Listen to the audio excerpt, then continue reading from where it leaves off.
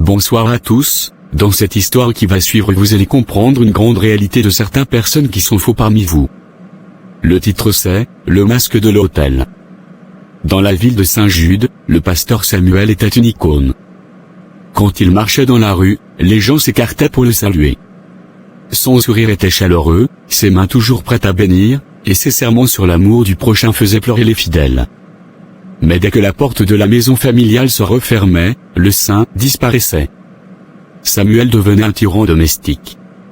Sa femme, Marie, vivait dans une terreur silencieuse. La moindre poussière sur un meuble ou un repas servi avec 2 minutes de retard déclenchait sa fureur.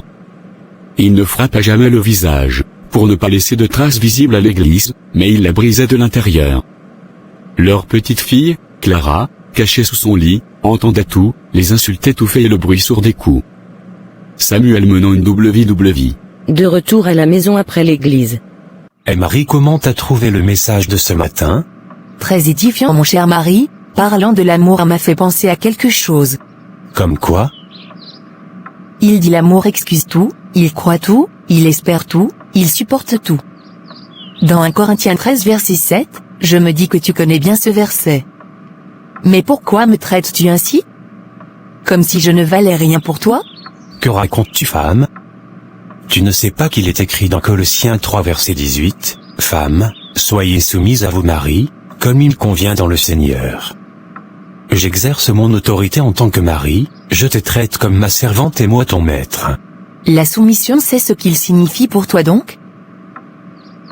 C'est le fait de traiter ton être aimé, ta moitié comme un animal? Femme, commences-tu? Tu penses connaître la parole de Dieu mieux que moi? T'es malade? Je suis désolé mon cher mari, oublions cela. Ne recommence plus cela, femme stupide. Père, mère, puis-je aller dans ma chambre?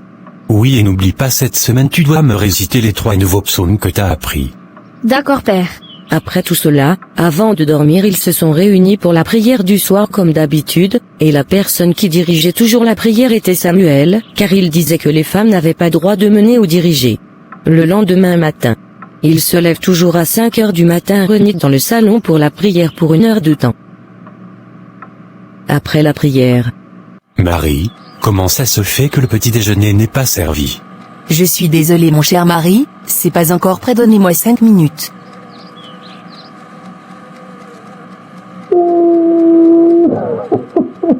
T'es une femme inutile, même à temps tu ne peux pas préparer un repas.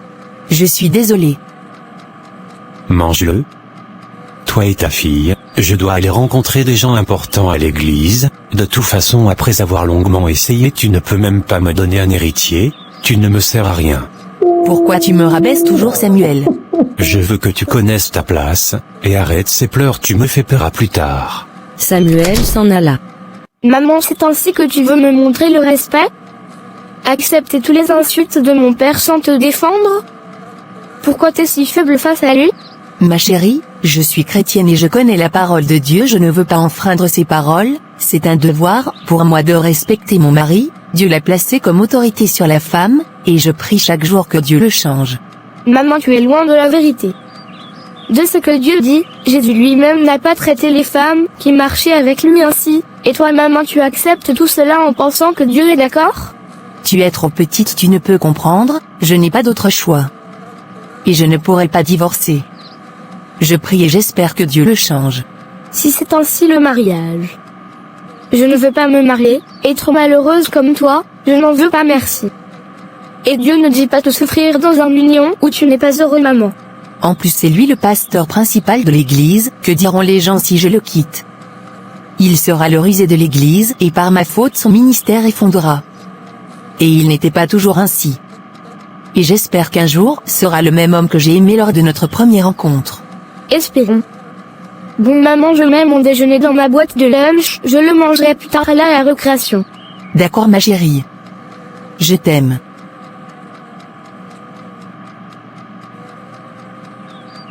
Je t'aime aussi maman. Bye, à plus tard. Au revoir maman. Amina est allée à l'école, Samuel dans le bureau de l'église et Marie elle restait dans la maison pour le ménage. Mes frères et sœurs, comme nous avons fini de faire la prière de remerciement, entrez maintenant dans le sujet. La règle d'or, aimez comme Christ nous a aimés. Mes chers frères et sœurs en Christ, aujourd'hui, je souhaite vous parler d'un sujet qui est au cœur même de notre foi, mais qui représente souvent notre plus grand défi quotidien, notre relation avec les autres. Il est facile de louer Dieu dans l'Église, mais le véritable test de notre spiritualité se trouve dans la manière dont nous traitons celui que nous croisons dans la rue, notre collègue difficile ou même celui qui nous a offensés. Point 1 est le fondement, l'amour sincère. Jésus a résumé toute la loi en 2 commandements. Le second est clair, tu aimeras ton prochain comme toi-même, Marc 12h31. Mais qu'est-ce que cela signifie concrètement ?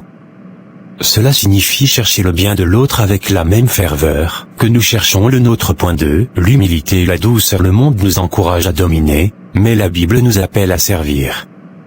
L'apôtre Paul nous donne une feuille de route, précise dans sa lettre aux Éphésiens, que toute amertume, toute animosité, toute colère, toute clameur, toute calomnie, et toute espèce de méchanceté, disparaissent du milieu de vous. Soyez bons les uns envers les autres, compatissants, vous pardonnant réciproquement, comme Dieu vous a pardonné en Christ. Éphésiens 4 verset 31-32. Je suis béni comme toujours avec vos paroles édifiantes, je vais changer ma façon de vivre avec les gens, non pas seulement avec mes proches mais les autres aussi. Merci pasteur Samuel, que Dieu te bénisse en abondance. Merci, toute la gloire est à Dieu. La réunion prit fin. Amina, j'ai remarqué que tes notes baissent, t'es distant, que se passe-t-il ? Si cela continue, je vais faire appel à tes parents, tu vas bientôt franchir une autre étape. Tu dois te préparer d'avance. Je vais très bien, je vais me rattraper, n'appelle pas mes parents professeur Bernard. D'accord, fais-le plus vite. Ô Seigneur, voici mon sel est fini, je dois aller en acheter. J'irai sans le dire à Samuel, de toute façon il ne sera pas de retour maintenant. N'est-ce pas sœur Marie que je vois là? Salut à toi sœur Jessica, j'aimerais payer ce sel et m'en aller plus vite, je faisais le repas et sans savoir je n'avais plus de sel.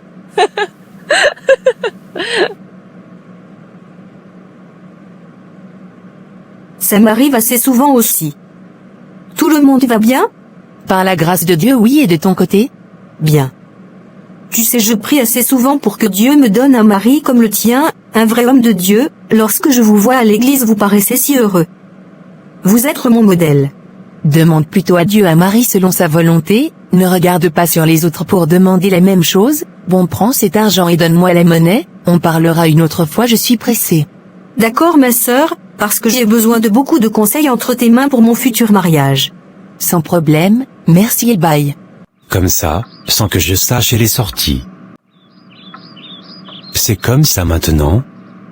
Plus de respect, femme stupide, où étais-tu? Je suis désolé mon cher mari, je suis allé acheter du sel, je n'ai pas vu le manque.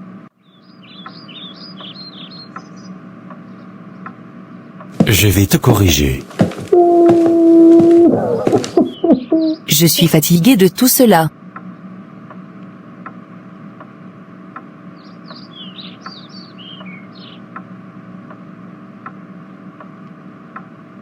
Silence, femme stupide.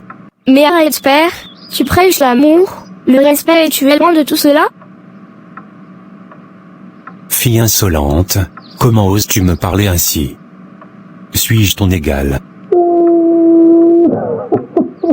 Maman, regarde tout cela, c'est ta faute. La petite s'en alla dans sa chambre tout en pleurs et Samuel n'arrête pas d'insulter Marie et la frappe partout.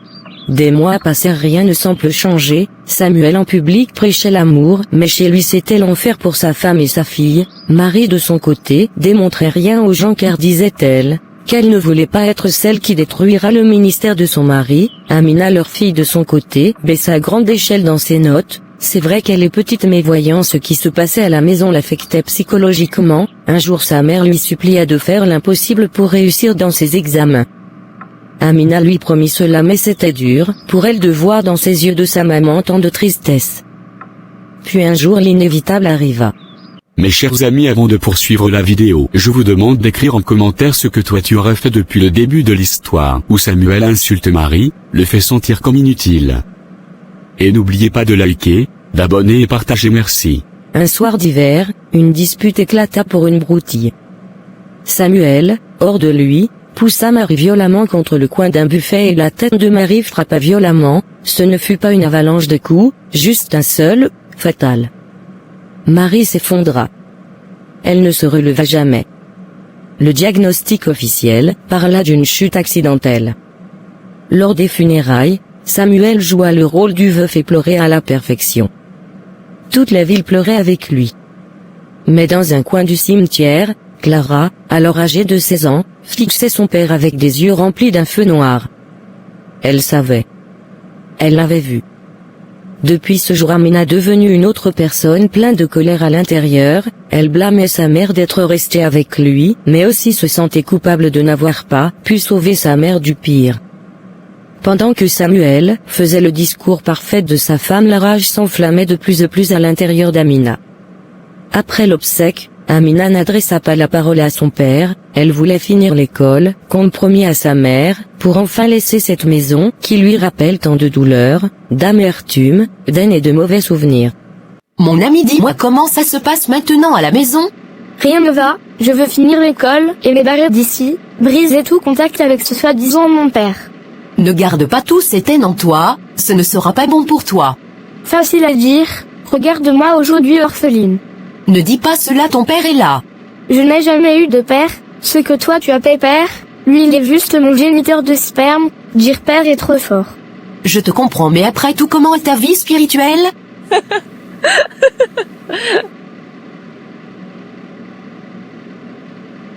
Mon ami, je ne crois en rien du tout. Avant je croirais en Dieu, mais vu malgré sa puissance il a laissé une innocente mourir. Comment a-t-il pu laisser tout cela terminer ainsi? N'est-il pas omniscient? Omnipotent? Mon ami, laissons cette histoire parlant d'autre chose plus importante que cela. Qu'en penses-tu du bal de fin d'année? Oh! Je vais prier pour toi, mon ami, afin que Dieu t'aide à retrouver ta foi, ta confiance en lui. Si tu veux perdre ton temps, d'accord, mais moi je ne suis pas intéressé. Bon, je dois m'en aller, à plus tard. Si tu veux parler d'autre chose, je suis là. Tu rentres juste maintenant, jeune fille? Oh, tu ne veux pas me répondre, petite dévergondée, je vais te fouetter. Tu veux me tuer comme tu as fait avec maman. Vas-y, de toute façon je ne vis plus depuis ce jour. Que dis-tu? Amina ne répondit pas et alla dans sa chambre. Mon Dieu. Aide-moi avec cette noirceur qui me tue à l'intérieur, cette culpabilité qui me détruit. Voici que ma fille maintenant me tient responsable de la mort de sa mère. Je ne sais que faire. La rébellion et le départ. Les années passèrent. Amina grandit dans une maison devenue un mausolée de haine. Elle refusait de prier, refusait de chanter. Un soir, alors que Samuel essayait de lui imposer sa morale de pasteur, Amina explosa. Tu prêches la vie, mais tu as tué maman. Tes mains sont rouges de son sang, même si tu les caches derrière ta Bible. Ce soir-là, elle quitta la maison et l'église. Elle sombra dans une vie d'amertume, fuyant tout ce qui ressemblait à la religion. Pour elle, Dieu n'était qu'un masque pour les monstres comme son père. Elle coupa toute communication avec son père. Grâce à un professeur, elle eut une bourse à l'université Kinshaw. Elle resta là s'éloignant. Samuel à la maison. Mon Dieu, regarde de moi aujourd'hui tout seul, sans ma femme et ma fille maintenant. Je comprends et pris conscience maintenant que je suis une personne impitoyable, malheureux. Ce démon, cette noirceur à l'intérieur de moi, a fini par détruire ma famille. Je suis seul maintenant, je suis entouré des gens de l'église, mais au fond de moi je me sens si seul. Que dois-je faire, mon Dieu? Amina de son côté. Mon ami, regardez comment ma vie est bien. C'est vrai que je ne suis pas tout à fait heureuse, mais au moins j'ai accompli des choses dans ma vie, je suis fière.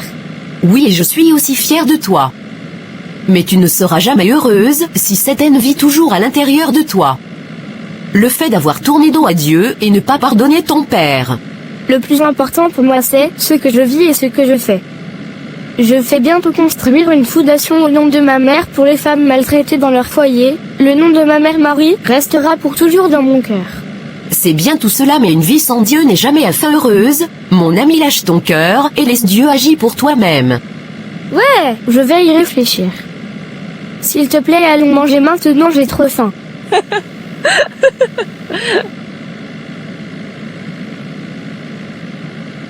T'as toujours faim toi? Cette fille ne grossit jamais, on se demande où est passée la nourriture qu'elle mange.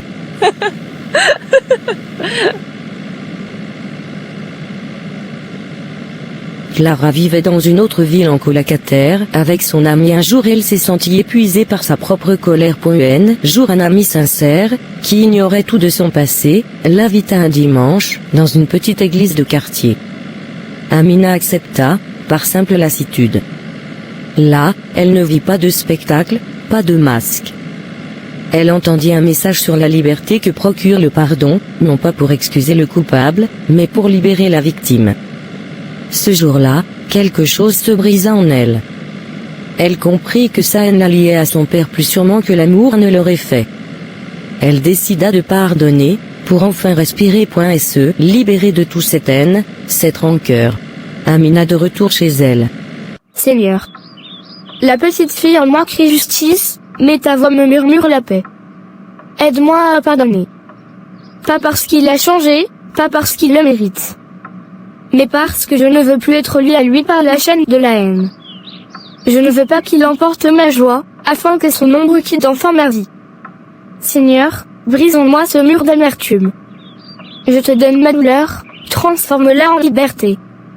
Que je puisse franchir cette étape non pas comme une victime, mais comme une femme victorieuse. Amen.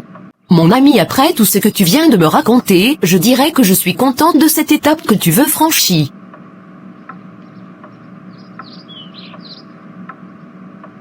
Merci, maintenant il me reste qu'à le trouver pour lui dire cela et renouer mes liens avec Dieu. Je t'aiderai, t'inquiète pas. Pendant ce temps, à Saint-Jude, la vérité commençait à filtrer. Les langues se déliaient. D'anciennes voisines parlèrent des cris qu'elles avaient ignorés. Les diacres découvrirent des irrégularités. Le château de cartes de Samuel s'effondra. Le scandale fut total. Samuel, autrefois si fier, fut chassé, humilié, et finit par perdre sa maison et sa santé. Il se retrouva seul, hanté par ses regrets, dans une petite chambre délabrée, rongée par la maladie. Amina, elle sans rien connaître, se rendit dans la maison de son père. Bonsoir madame. Pourrais-je voir Samuel? Mon père. Bonsoir belle jeune fille, c'était donc vrai, Samuel avait une fille. S'il te plaît, entre nous allons parler. Amina rentra sans rien savoir, la dame lui raconta dans les moindres détails tout ce qui était passé pendant son absence, le scandale, tout. Et à la fin lui donna l'adresse de l'hôpital, que son père se trouva. Après leur longue conversation, Amina s'en alla. Amina arriva à la maison, expliqua à son ami tout ce qui s'était passé. Je me sens si mal mon ami, la haine a brisé beaucoup de choses en moi. Je te comprends. Mais ce que tu dois faire, c'est d'aller plus vite le voir, je t'accompagnerai, je sais que c'est dû pour toi. Le lendemain matin, Amina et son ami se rendurent à l'hôpital. Bonsoir madame, je suis ici pour voir Samuel Joseph, je suis sa fille, voici les preuves. Oh d'accord. C'est dans la chambre 62 sur ta droite. Merci. N'oublie pas, il ne faut pas rester longtemps, t'as que 30 minutes. D'accord. Amina dit à son ami de l'attendre ici, qu'elle doit affronter cette réalité seule. 8 ans plus tard. La chambre d'hospice sentait le désinfectant et la fin de vie. Samuel n'était plus que l'ombre de lui-même, un vieillard décharné, abandonné de tous. Le scandale de sa double vie avait éclaté des années plus tôt, le laissant sans église, sans amis, et chargé de mépris public. Clara entra dans la pièce. Elle s'assit sur une chaise en plastique, observant cet homme qui avait été son bourreau. Samuel ouvrit les yeux. En reconnaissant sa fille, il tourna la tête, incapable de soutenir son regard. Pourquoi es-tu là, Amina? Pour te moquer de ma chute? Pour me dire que je mérite de pourrir ici? Si tu es venu pour me dire cela, je le sais déjà, ma fille. Pendant des années, papa, j'ai porté ta haine dans mon sang. Je voulais te voir souffrir, je voulais que tu sentes chaque coup que tu as donné à maman. J'ai quitté Dieu parce que je pensais qu'il te ressemblait. Mais j'ai compris une chose. Si je continue à te haïr, c'est toi qui gagnes encore. Ta violence continue de vivre en moi. Alors, je suis venu te dire que je te pardonne.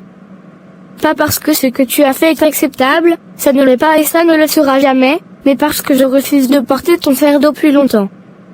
J'espère que t'es repenti, papa. Pas devant une foule pour sauver ton image, mais devant le miroir de ton âme. Crois-moi, je suis sincèrement désolé, l'homme que t'as connu depuis 8 ans de cela a grandi. C'est vrai que je prêchais la parole de Dieu et parlais de l'amour, mais j'ai pas grandi dans l'amour. Ma fille, mon père qui était pasteur, traitait ma mère de la même façon que je traitais ma femme. Je me suis dit peut-être c'est ça l'amour, car j'ai vu ma mère supporter et rester. Je ne jure que c'était un accident, j'aimais Marie mais je ne savais pas d'autre façon de lui montrer mon amour, et le jour que j'ai laissé Dieu me changer, c'est là que j'ai compris que j'étais une mauvaise personne. S'il te plaît, pardonne-moi. Je te pardonne, Père. Si Dieu m'a pardonné de tous mes péchés, je peux aussi le faire pour une personne proche de moi reconnaissant ce qu'il avait fait de mal. Je vais parler au docteur, après on saura ce qu'on fera d'autre pour ton rétablissement. Merci ma fille. Raphaël, c'est toi qui prends soin de mon père? Je n'ai jamais su que tu étais docteur. Oui, tu sais qu'on ne se parle pas souvent, mais si tu veux on peut planifier une rencontre afin de discuter, de mieux se connaître. Avec plaisir, fais-moi le savoir. Maintenant explique-moi ce que mon père a. Je tenais à faire le point avec vous sur la santé de votre père. Comme vous l'avez sans doute remarqué, il est plus fatigué ces derniers temps, et ces derniers examens nous expliquent pourquoi. Ses reins fonctionnent moins bien, ce qu'il faut comprendre pour vous expliquer simplement. Les reins de votre père ne filtrent plus les toxines correctement. C'est un peu comme si le système de nettoyage de son organisme tournait au ralenti. C'est une maladie rénale chronique. Le mot chronique peut faire peur, mais il signifie simplement que c'est une fragilité qui va durer et qu'il va falloir accompagner au quotidien, et l'impact sur son quotidien. Vous allez peut-être observer certains signes chez lui. Une grande fatigue, son corps dépense beaucoup d'énergie à cause de l'accumulation de déchets dans le sang. Un manque d'appétit, c'est un symptôme fréquent quand les reins fatiguent. Une modification de son traitement, nous allons devoir ajuster certains de ses médicaments, car un rein fatigué ne les élimine plus de la même façon. Rôle à ses côtés, vous n'avez pas besoin de devenir son infirmière, mais votre aide sera précieuse sur 2 points,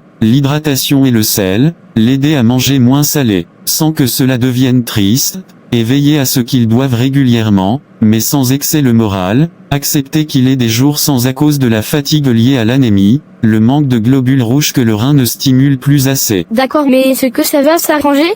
Oui, et l'essentiel à retenir, on ne peut pas guérir les reins pour qu'ils redeviennent comme neufs, mais on peut parfaitement préserver ce qu'il reste pour qu'ils gardent une bonne qualité de vie le plus longtemps possible. Ne sois pas trop inquiet, maintenant gère les affaires d'assurance maladie de votre père pour que nous puissions commencer dès maintenant. Oui. Mais tu sais que moi et mon père, on ne s'est pas parlé depuis des années, mais je vais faire l'impossible pour tout gérer. Merci docteur Raphaël. Pas de quoi, mais STP, appelle-moi Raphaël, t'es mon ami. Samuel est resté 15 jours à l'hôpital, car il avait beaucoup de choses à gérer avant. Amina le reçoit chez elle. Tout avait changé un jour. Amina se rendit dans son ancienne église accompagnée de son père sur une chaise roulante. Gloire soit rendue à Dieu. Clara monte à l'estrade. Le silence est total. Elle ne porte pas de Bible dorée, juste un visage marqué par la paix. Elle prend une grande inspiration. Je suis ici pour vous raconter mon histoire, ce que Dieu a changé en moi, mes frères et sœurs en Christ. Pendant 8 ans, j'ai détesté ce pupitre.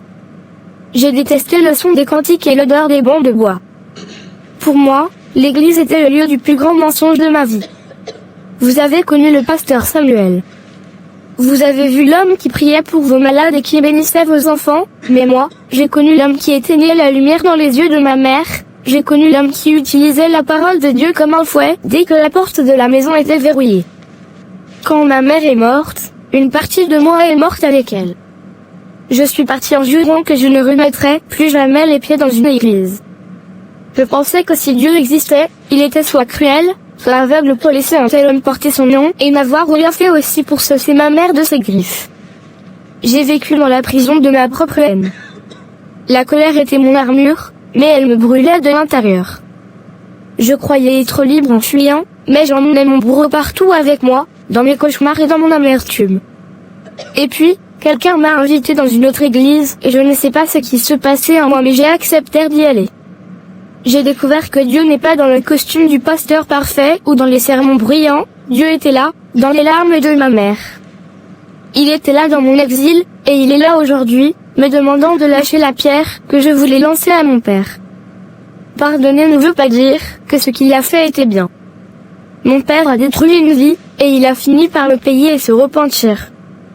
Séjour dans la solitude et le regret, récoltant ce qu'il a semé.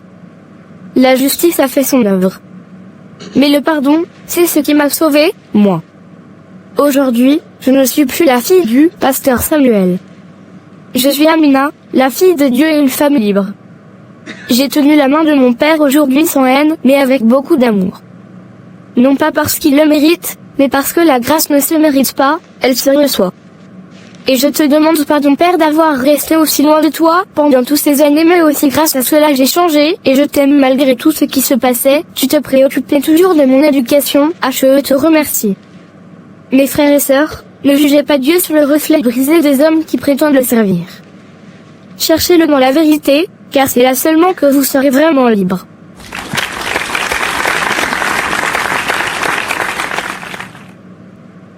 Mes amis, cette histoire nous a montré que le pardon n'est pas une émotion, c'est une décision. Pardonner à quelqu'un qui nous a fait beaucoup de mal, comme Samuel l'a fait à Amina et sa mère, ne signifie pas que ce qu'il a fait était bien. Cela signifie simplement que vous refusez de laisser ce mal vivre en vous pour toujours. Comme Amina, quand vous pardonnez, vous ne changez pas le passé, mais vous libérez votre avenir. C'est le plus beau cadeau que vous puissiez vous faire. 1 Corinthiens 13 versets 7 et 8. L'amour excuse tout, il croit tout, il espère tout, il supporte tout. L'amour ne meurt jamais. Maintenant donc ces 3 choses demeurent, la foi, l'espérance, l'amour, mais la plus grande de ces choses, c'est l'amour. Et n'oubliez pas, celui qui pardonne est le plus fort. Avant d'aller, je vous prie de vous abonner, activer la cloche de notification, faire un commentaire de ce que cette vidéo vous a montré, de liker et de partager, comme ça plein de gens feront cette vidéo vous. Que Dieu vous bénisse. Merci.